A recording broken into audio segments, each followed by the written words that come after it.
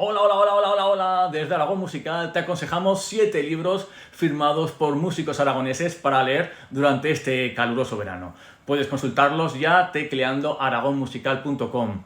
Libros de contrastada calidad publicados entre 2024 y 2025 y que contienen desde pasajes meramente musicales a relatos del oeste, historias del colegio e incluso poesía. Aquí tengo entre mis manos, ahora, aquí están.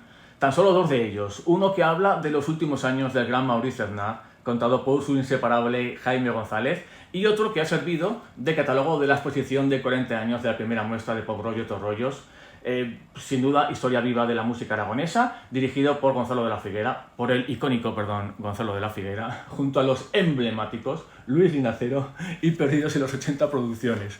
Para un verano mítico, ya desde aragonmusical.com, 7, yo diría que librazos para disfrutar de verdad de estas fechas.